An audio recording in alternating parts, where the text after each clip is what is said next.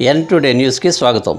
సంక్షోభంలోనూ సంక్షేమం సాధించి అభివృద్ధికి రెక్కలు తొడిగిన కూటమి ప్రభుత్వం ఇది మంచి ప్రభుత్వం అని ఏలూరు జిల్లా తెలుగు రైతు ప్రధాన కార్యదర్శి మారంపూడి శ్రీనివాసరావు అన్నారు. పేట్రాయి మండలం చనుబండ గ్రామంలో కూటమి ప్రభుత్వ పాలన 100 రోజులు పూర్తయిన సందర్భంగా ఇది మంచి ప్రభుత్వం ప్రచార కార్యక్రమం సచివాలయం 1 వద్ద నుండి సచివాలయం అధికారులు కూటమి నాయకులతో ప్రారంభించారు. గత 100 రోజులలో కూటమి ప్రభుత్వం చేసిన అభివృద్ధి సంక్షేమ కార్యక్రమాలను వివరిస్తూ సచివాలయ అధికారులు కూటమి నాయకులు ఇంటింటికి తిరిగి ఇది మంచి ప్రభుత్వం కరపత్రాలను పంచుతూ డోర్ స్టిక్కర్లు అంటించారు. ఈ కార్యక్రమంలో సచివాలయ అధికారులు మరియు కూటమి నాయకులు అందుల కృష్ణ, చీదిరాల మారేశ్వరరావు, పరసా శ్రీనివాసరావు, గుడిమళ్ళ బ్రహ్మయ్య, మోదుగు ముత్తయ్య, నక్కరాము, నెక్కళ్ళపు వెంకటేశ్వరరావు, గవర వెంకటేశ్వరరావు, విసంపల్లి రాజా, బందె వీరయ్య, ఉదయ్ కిరణ్, పరమేష్, సన్నీ తదితర కూటమి నాయకులు కార్యకర్తలు పాల్గొన్నారు. అనే కార్యక్రమాన్ని మన గ్రామంలో ప్రతి ఇంటికి తీసుకెళ్ళి ఈరోజు అనుభవజ్ఞుడైన చంద్రబాబు నాయుడు గారు ఈ రాష్ట్రాన్ని సంక్షేమంలోనూ అభివృద్ధిలోనూ ముందుకు తీసుకెళ్ళడంలో ఎంత కష్టపడుతున్నారో ఎంత శ్రమ పడుతున్నారో దాన్ని మనం వివరించి చెప్పాల్సిన అవసరం ఉంది. మనం వెళ్ళినప్పుడు ఏ ఇంటికి వెళ్తే ఆ ఇంట్లో మనకి వాళ్ళకి అర్థమయ్యేది వాళ్ళు లబ్ధి పొందే దాన్నే మనం చెప్పాల్సిన అవసరం ఉంటుంది. బ్రాడ్గా మనం ఇక్కడ ఉన్న వాళ్ళకి అన్నిటి మీద అవగాహన ఉంటుంది. కాబట్టి ఇవాళ చంద్రబాబు నాయుడు గారు ఈ రాష్ట్రానికి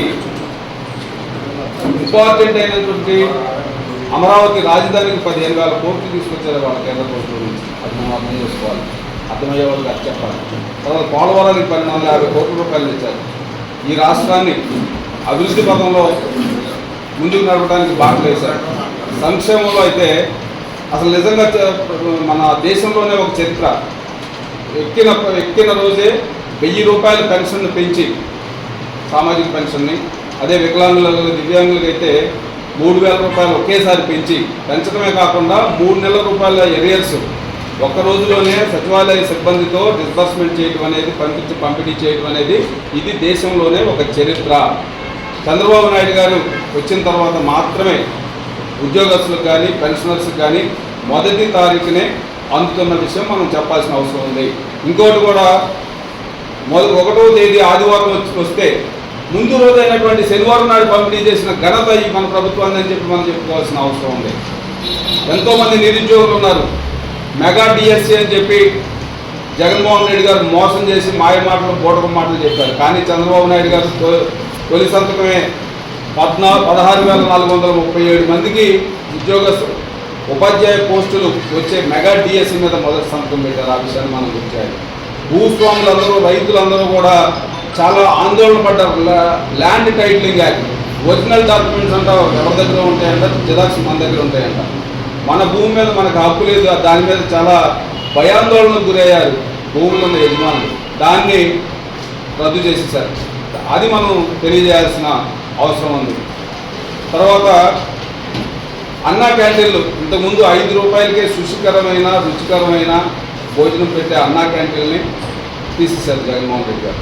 ఇప్పుడు 100 అన్నా క్యాంటీన్ని మళ్ళీ పునరుద్ధరించడం జరిగింది. ఇంకో 75 ఇంకో 100 కూడా త్వరలోనే పునరుద్ధరించబడతాయి.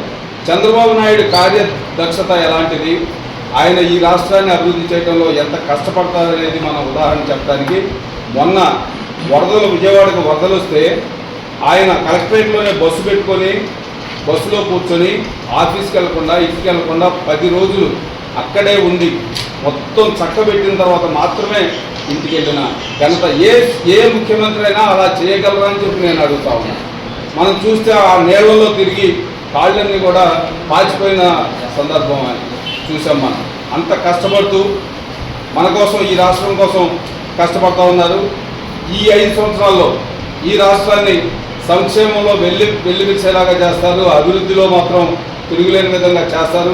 ఈ ప్రభుత్వాన్ని మళ్ళీ ఆశీర్వదించాలని చెప్పి ఈ 100 రోజుల్లో మన ప్రభుత్వం చేసిన కార్యక్రమాలన్నీ కూడా అందరికీ అర్థమయ్యేలాగా చెప్పి ఈ ప్రభుత్వం చేస్తున్న మంచి కార్యక్రమాలకి వాళ్ళందరి సహకారంలో కూడా మనకి ఉండేలాగా చేసుకునేలాగా ఇది మనం గట్టిగా అందరికీ అర్థమయ్యేలాగా చెబుదాం.